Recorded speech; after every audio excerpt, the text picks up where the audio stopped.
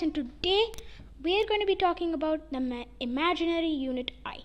But today, of course, we're just going to be studying the squares of I and what I, the value of it is. So I itself is equal to the square root of -1. Now I squared is going to be equal to -1, the square root of -1 multiplied by the square root of -1, and that's just going to be -1. And now if we explore I to the third, that's going to be equal to I squared times I, which is equal to -1,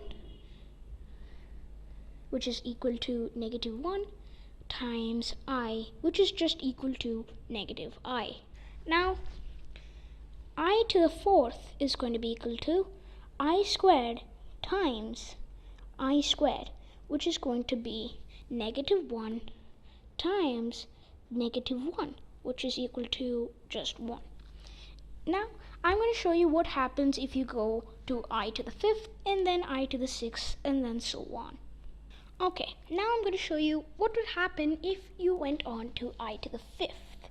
Well, I to the fifth is going to be equal to I squared times I squared times I, and that is going to be equal to -1 times -1 times I.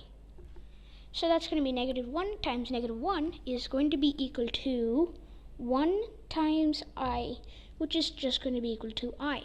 And you'll see that is the same thing as I is going to be equal to the square root of -1.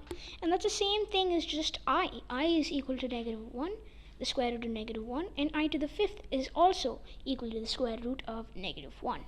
Now let's move on to I to the sixth. I to the sixth is going to be I squared times I squared times I squared, and that is just going to be equal to -1 times -1 times -1, and -1 times -1 is just 1, and then 1 times -1 is just going to be equal to -1, and that is the same as I squared.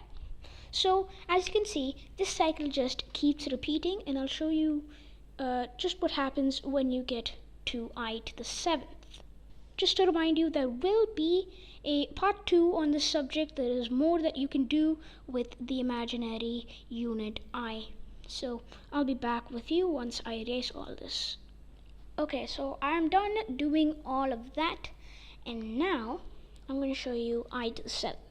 So I to the seventh is just I squared times I squared times I squared times I. So let me just write that down. I squared times I squared times I squared times I.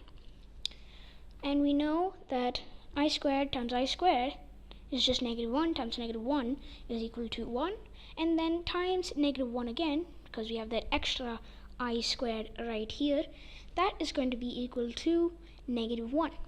And then you multiply that by this I, you get -I.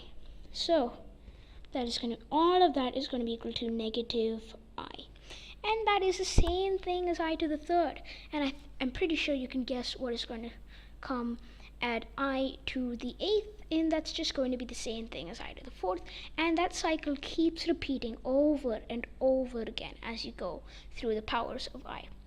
Part 2 coming up.